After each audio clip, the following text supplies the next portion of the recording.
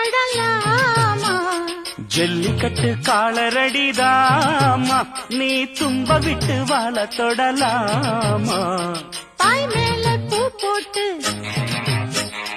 படிப்போமா புது பாட்டு? ஆமாமா அதுதானே அழுக்காத விளையாட்டு.